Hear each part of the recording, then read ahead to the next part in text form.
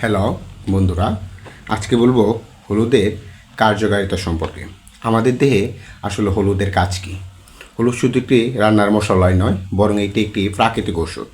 হলুদে থাকে কারকিউমিন নামক রাসায়নিক উপাদান, যা আমাদের রোগ প্রতিরোধ ক্ষমতাকে বৃদ্ধি করে, হজমে সাহায্য করে এবং কি হৃদরোগ, ক্যান্সার ইত্যাদি সংক্রামক ব্যাধির হাত থেকে রক্ষা করতে সাহায্য করে।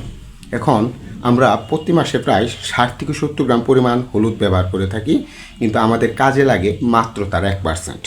এখন হলুদের মাঝে এই শোষণ ক্ষমতা বৃদ্ধি করার জন্য যদি একটি পিপারিন অ্যাড করা যায়, তাহলে হলুদের কার্যক্ষমতা প্রায় 2000% পরিমাণ বৃদ্ধি পায়। এখন আসি পিপারেন্ট কী। পিপারিন হলো গোলমরিচের গুঁড়া, অর্থাৎ হলুদের মাঝে সামান্য পরিমাণ গোলমরিচের গুঁড়া অ্যাড করে দিলে তার শোষণ ক্ষমতা 2000 গুণ পরিমাণ বৃদ্ধি পায়। ফর এক্সাম্পল, দুধের সাথে হলুদ খাওয়া খুবই উপকারী। এখন এই দুধের সাথে হলুদ এবং যদি কিছু পরিমাণ পিপারিন অর্থাৎ গোলমরিচের গুঁড়া অ্যাড করা যায়, তাহলে তা আমাদের দেহের জন্য আরও বেশি উপকারী। তবে এটা মনে রাখতে হবে, অতিরিক্ত কাঁচা হলুদ আমাদের পেটের জন্য ক্ষতিকর হতে পারে।